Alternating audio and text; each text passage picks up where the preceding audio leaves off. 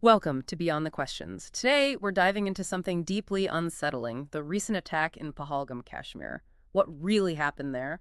And, maybe more importantly, what does it all mean? The details coming out. Well, they paint a truly disturbing picture. It seems tourists were deliberately targeted. Let's try to unpack this. It's incredibly serious. And the location, Alex, the location itself is significant. We're not talking about some skirmish right on the line of control. This was in Anantnag district, Pahalgam. Right, which is southeast of Srinagar, on the way to the Amarnath Yatra. Exactly, a well-known route. The attack was on April 22nd, and the victims, tragically, overwhelmingly, tourists from all over India, families. Early reports mentioned quite a high number of deaths, horrific. And the stories from eyewitnesses, they're just gut-wrenching, aren't they? I mean, you read about Pallavi, whose husband Manjunath from Karnataka was killed, and she apparently recounted being asked if he was Hindu. It's chilling. It is. And there's another account, Santosh Jagdale, a businessman from Pune. Reports say he was killed after being asked to recite an Islamic verse.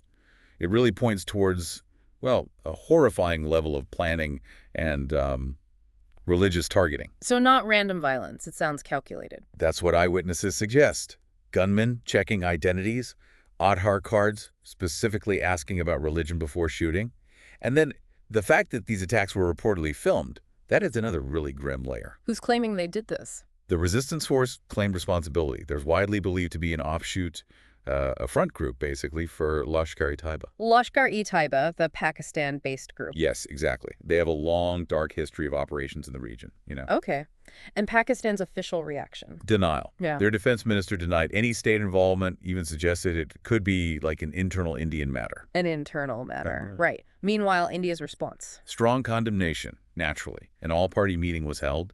Leaders like Prime Minister Modi, Rajnath Singh, they used very strong language about retaliation. There was even talk of looking at the Indus Waters Treaty, wasn't there? As a possible diplomatic pressure point. Yes, that was mentioned. It shows how seriously this is being taken at the highest levels. Yeah. But moving beyond the immediate reactions, the wider context here is really crucial. Definitely. Like that statement from Pakistan's army chief. Ah, yes. Hasim Munir, very recently, just before this attack, actually, he made a statement calling Kashmir Pakistan's jugular vein and vowing to take it back. The timing. Oh, well, it makes you wonder, doesn't it, about potential links or motivations behind Pahalgam. It certainly raises serious questions. And it forces us, really, to look again at the long, incredibly complex history of claims over Kashmir. For India, there's the Instrument of Accession, signed by the Maharaja way back after independence. That's the foundational legal claim. True. But it's also true that there have been other voices, even within India sometimes, questioning Kashmir's status, using phrases like illegally occupied. People sometimes point to figures like Nivedita Menon or Arundhati Roy in relation to those viewpoints. It's important to acknowledge those different perspectives exist, even if, for many in India, the idea of Kashmir being anything but an integral part is unthinkable, a betrayal even. Absolutely. Understanding these conflicting views is key to grasping why the issue remains so, well, intractable. But what strikes me about this attack specifically is the method. Targeting civilians, checking religion. Exactly. It doesn't feel random at all. It feels like a deliberate tactic to spread fear, to divide people. And when you look at the wider security situation, I mean, the presence of terrorist launch pads in Pakistan-occupied Kashmir or POK, that's been a constant issue. POK, that's the Pakistan-administered part. Correct. And historically, ceasefire violations along the line of control, the LASI, have often been used by Pakistan as cover for militants trying to infiltrate into India. It makes you think about how other countries handle these kinds of threats. I think one of the sources we looked at mentioned Israel's response to attacks from Gaza. Yes, there was a comparison drawn, often characterized by, swift, decisive retaliation, focused on protecting their citizens. It's one model of response. And back in India, domestically, the reaction seems pretty united. Condemnation across the board. Generally, yes. A strong political consensus condemning the attack and supporting government action. Yeah. But alongside that, there are also, quite rightly, concerns being voiced, questions about potential intelligence failures, for instance. How could this happen? Understandable questions. And didn't one source lay out a pretty forceful potential response plan, like a 3-step formula? Ah, yes.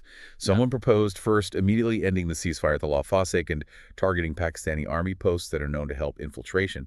And third, potentially even direct action against militant headquarters deep inside Pakistan, Karachi, Lahore, Rawalpindi, and even trying to reclaim Pak. Wow, that's a very aggressive stance. Extremely. And it's really important to stress that was presented as one individual's opinion, one perspective on what could be done, not official policy. Right, because the implications of those steps, they'd be huge, geopolitically massive. Absolutely. Significant risks involved. We also saw some important concerns flagged by a retired Indian Army officer about India's longer-term readiness. What kind of concerns? Things like a reported suspension of Army recruitment for 3 years, a reduction in the overall size of the armed forces, questions about whether the defense budget is adequate. Those are fundamental questions about military capability. Definitely. And also the need to constantly reevaluate India's whole geopolitical strategy, especially with, neighbors like Pakistan and the growing influence of China in the region. It's a complex neighborhood, to say the least. Recruitment freezes, force size, budgets, these things directly impact security. And that strategic thinking, looking at the big picture, is vital. Which brings us back, perhaps, to the Indus Water Treaty mentioned. Right, the idea of potentially suspending or reviewing it. Can you remind us what that treaty is? Sure. It's a major water-sharing agreement between India and Pakistan, signed way back in 1960. Brokered by the World Bank, actually. It basically allocates the waters of the Indus River system. The western rivers, Indus, Jhelum, Chenab, largely for Pakistan's use, and the eastern rivers, Ravi, Beas, Sutlej, for India. So it's been in place for over 60 years. Yes, and it's largely held, despite wars and constant tension. It's crucial for agriculture and water management in both countries. So any move to suspend or change it, that would be a really significant diplomatic and economic step. Huge potential consequences. You really have to weigh the implications there. Okay, so stepping back from all these details, this deep dive really shows the Pahalgam attack wasn't just, a terrible incident for those tourists. It hits much deeper. It really does. It strikes at the heart of, the idea of India, national unity, security, all of it. And to really get a handle on its significance, you absolutely need that historical context, the different viewpoints on Kashmir, and an understanding of the possible ways forward, the potential responses. It's all interconnected. So maybe the thought to leave you, our listeners, with is this. What does India's response to an attack like Pahalgam ultimately signal? What does it say about the commitment to protecting citizens, to upholding territorial integrity? And thinking longer term, what are the ripple effects of attacks like this on national unity, on security? Yeah, serious questions. Lots to process, definitely. We hope this discussion helps you continue exploring these complex issues and, form your own informed opinions.